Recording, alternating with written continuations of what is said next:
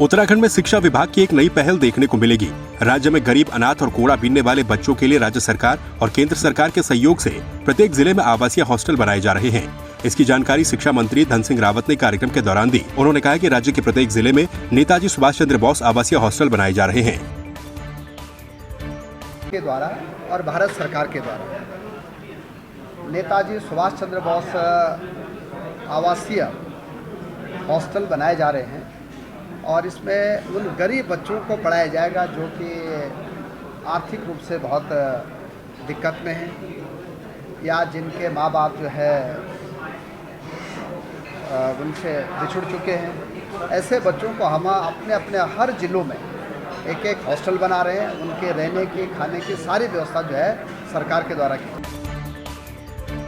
देहरादून में डेंगू के मामले लगातार बढ़ते जा रहे हैं। अब तक देहरादून में 55 डेंगू पॉजिटिव मरीज पाए गए हैं। तो वहीं स्वास्थ्य विभाग ने स्कूली बच्चों को डेंगू से सेफ रखने के लिए शिक्षा विभाग को सभी स्कूलों में फुल ड्रेस कोड लागू किए जाने को कहा है, लेकिन अभी तक कई स्कूलों ने फुल ड्रेस कोड को लागू नहीं किया है। देहरादून के मुख्य चिकित्सा अधिकारी डॉक्टर मनोज उप्रेती के मुताबिक इस संबंध में विभाग की ओर से देहरादून जिलाधिकारी को भी अवगत करवाया गया था और आगे भी ये प्रयास किए जा रहे हैं कि स्कूलों को दोबारा सूचना पहुँचाई जाए ताकि स्कूल इसका पालन कर सकें।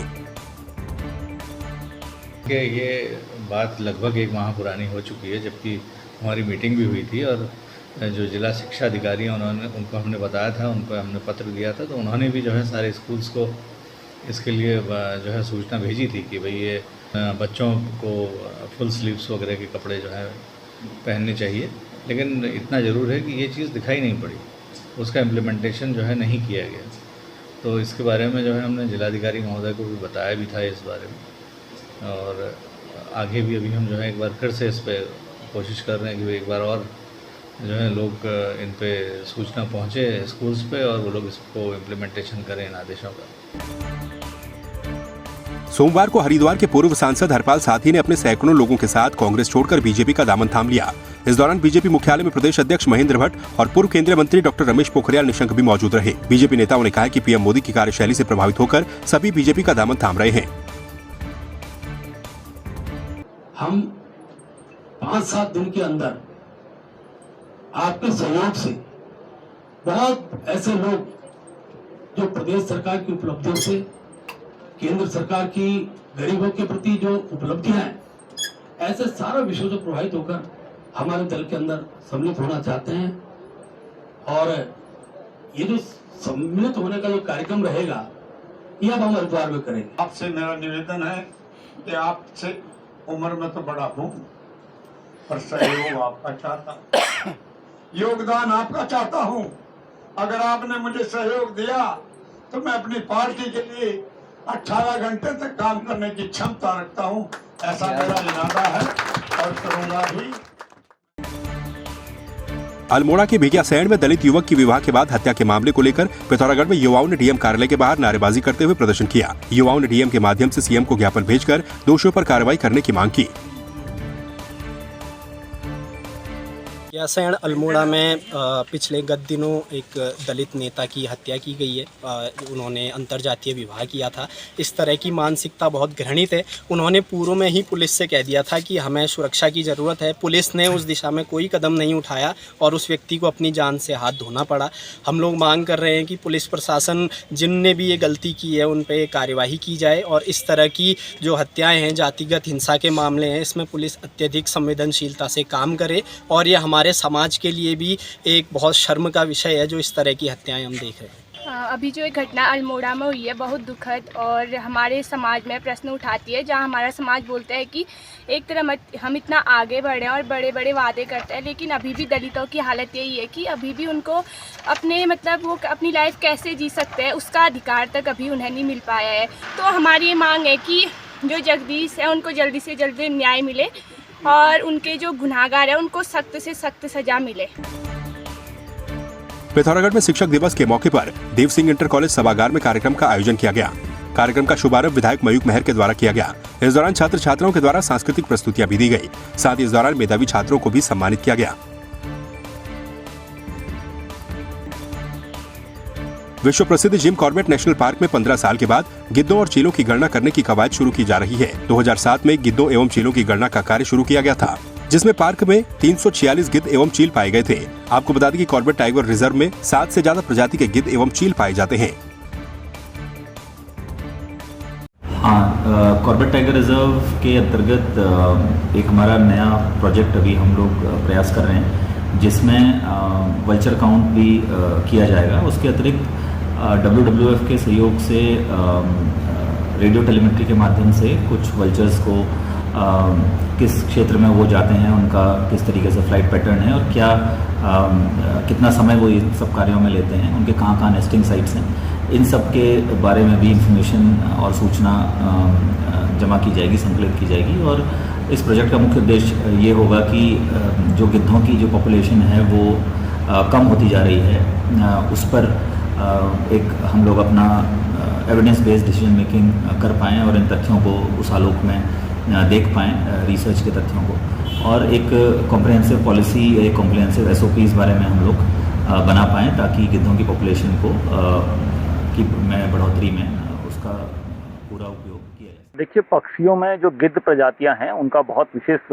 महत्व होता है। खासतौर से स्कैवेंजर्स हैं ये, जो हमारे प्रकृति के संतुलन को बनाने में मदद करते हैं।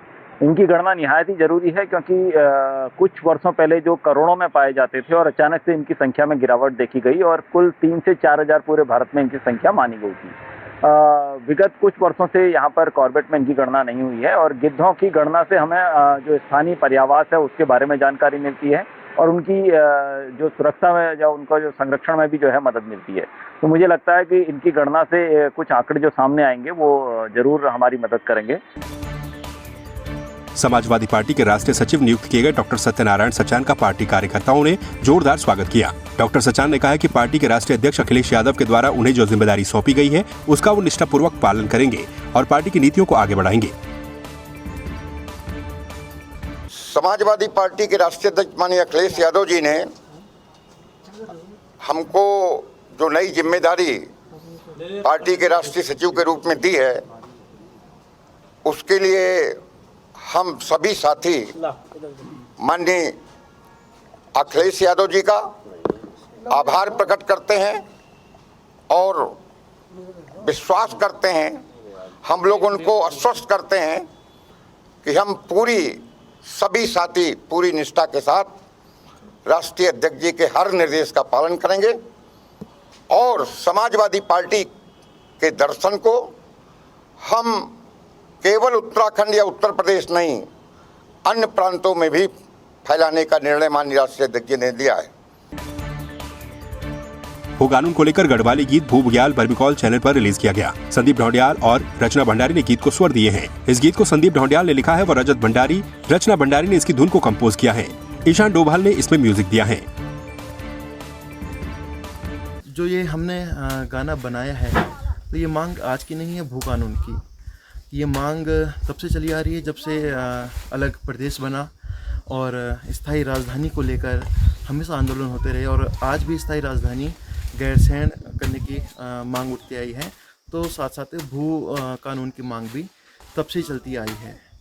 आज जो हमारे गाने का सीधा सा अर्थ है वो ये है कि हमारे संसाधनों पे हमारा ही हक हो और ये ना हो कि हमारे संसाधन हैं उनका दुरुपयोग करके कोई माला माल बन जाए या फिर इनको ये बिक जाएंगे अगर गलत नीतियाँ बनी। ऐसी नीतियाँ नहीं बननी चाहिए कि जो हमारे पहाड़ को खोखला कर दे, हमें सांस्कृतिक रूप से या फिर आर्थिक रूप से भी ये खोखला ना कर दे। हमें ऐसी नीतियाँ नहीं चाहिए, हमें एक सशक्त भू कानून चाहिए। हमारी सिंपल सी मांग यही है। देखिए, उत्तराखंड के सुदृढ़ भविष्य के लिए आज से ही नहीं, बहुत पहले से पहल हुई है और जन भागीदारियों का इसमें बहुत महत्वपूर्ण रोल रहा है। उत्तराखंड का पृथक राज्य बनना इसका सबसे बड़ा उदाहरण है और सफल उदाहरण है। मेरा ये मानना है कि अगर हम सभी जिम्मेदार उत्तराखंडवासी एक पहल करेंगे भू कानून को लेकर के, तो बहुत जल्द ही हमारी देवभूमि के लिए एक सशक्त भू कानून हमारे सामने होगा, हमारे साथ होगा। शिक्षक दिवस के मौके पर देहरादून के परेड ग्राउंड से LT शिक्षकों ने CM आवास कूच किया। LT चयनित अभ्यर्थी अंकित डंगवाल ने बताया कि 2020 में LT शिक्षक भर्ती का विज्ञापन जारी किया गया था, जिसका परिणाम 31 दिसंबर 2021 को जारी हो चुका है, लेकिन नियुक्ति प्रक्रिया 8 महीने बाद भी पूरी नहीं हो पाई। उत्तराखंड सरकार से उनकी मांग है कि जल्द से जल्द LT चयनित अभ्यर्थियों को नियुक्ति दी जाए। आज पूरे प्रदेश में कार्यक्रम हो रहे हैं, शिक्षकों को पुरस्कार बांटे जा रहे हैं। हम लोग क्वालिफाइड शिक्षक अभ्यर्थी हैं, पहले B.Ed किया, उसके बाद TT निकाला, उसके बाद LT का पेपर निकाला, क्वालिफाइड शिक्षक हैं सब लोग। आज भले ही पूरे प्रदेश में शिक्षक के पुरस्कार बांटे जा रहे हैं, लेकिन शिक्षक सड़कों पर हैं और धारचूजा से लेकर के उत्तरकाशी तक और ये आपके नीतिमाणा तक के लोग आज हर एक व्यक्ति अपने DM को ज्ञापन दे रहे हैं कि उनके विद्यालयों में शिक्षक नहीं है। सरकार को जल्द नियुक्ति करनी चाहिए, हमारी 15 दिन के भीतर हमारी ये मांग, 15 सितंबर से पहले नियुक्ति प्रदान करे सरकार हमको। अंडर 19 डिस्ट्रिक्ट क्रिकेट लीग का आयोजन डिस्ट्रिक्ट क्रिकेट एसोसिएशन देहरादून के द्वारा किया जा रहा है। डिस्ट्रिक्ट क्रिकेट एसोसिएशन देहरादून के सचिव विजय प्रताप मल ने बताया कि प्रतियोगिता का शुभारंभ 7 सितंबर 2022 से होगा। इसमें उत्तराखंड के सभी 13 जिलों की कुल मिलाकर 17 टीम प्रतिभाग करेंगी। 13 जिलों की टीमों के साथ साथ देहरादून, हरिद्वार, नैनीताल, उधम सिंह नगर की 2-2 टीमें प्रतिभाग करेंगी। CAU under 19 cricket district cricket league inter district cricket league Dehradun cricket association की ओर से आयोजित की जा रही है। इसमें 13 जिलों की कुल मिलाकर 17 टीमें बनी हैं, जो लीग के माध्यम से बनाई गई थी और इसका उद्देश्य ये है कि इस लीग को कराने के बाद स्टेट की टीम का सिलेक्शन के लिए ये लीग देहरादून में पहली बार हो रही है और इसमें 4 ग्राउंड्स हमने चिन्हित किए हैं, जो आयुष क्रिकेट एकेडमी, मैम्स करके हम माँ आनंदमयी मेमोरियल स्कूल और देव संस्कृति विश्वविद्यालय, इन चारों ग्राउंड्स के ऊपर ये मैचेस होंगे और 7 तारीख को इसका प्रारंभ है और 18 को इसका फाइनल होगा। बाहर की टीमें जो आएंगी उनका रहने का, खाने का और व्यवस्थाएं सब डिस्ट्रिक्ट क्रिकेट एसोसिएशन देहरादून की ओर से किया जाएगा।